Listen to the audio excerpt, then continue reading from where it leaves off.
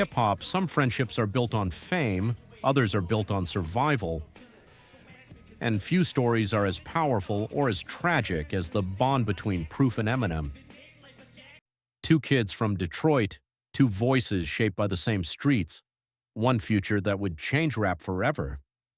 Before the world knew him as Eminem, he was Marshall Mathers, a young rapper trying to survive in Detroit's underground battle scene, and standing beside him was Proof. Proof wasn't just another rapper in the crowd, he was already respected. A leader in Detroit's hip-hop community, a founder of D12, and someone who understood the culture from the inside out. But more importantly, he believed in Marshall before anyone else did.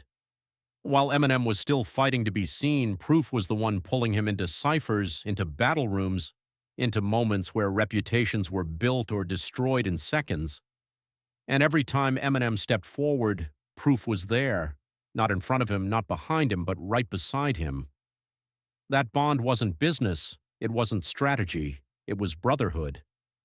When Eminem's career started to rise after the Slim Shady LP, he didn't leave that world behind. Instead, he brought it with him.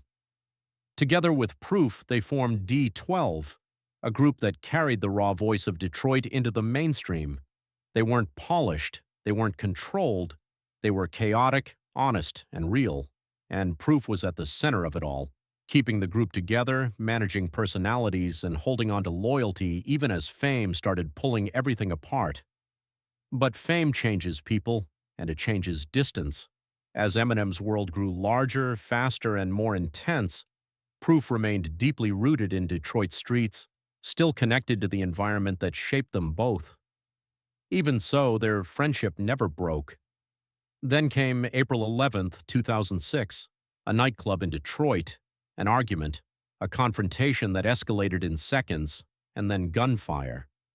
Proof was killed at just 32 years old, and everything changed. For Eminem, the loss was devastating. He had faced addiction, pressure, fame, and chaos, but nothing compared to losing Proof. Proof wasn't just a friend, he was family. He was the person who believed in him first, the person who stood with him before the world knew his name. After his death, Eminem entered one of the darkest periods of his life. The grief didn't fade, it stayed. It followed him into every studio session, every verse, every silence between words. You can hear it in his music after that moment. The tone changed, the weight changed, something permanent shifted. Songs became more than music. They became conversations with someone who could no longer answer.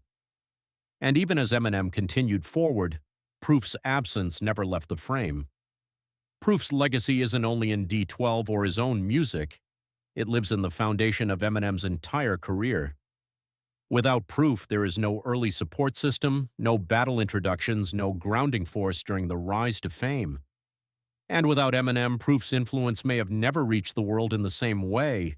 They didn't just grow together, they built each other.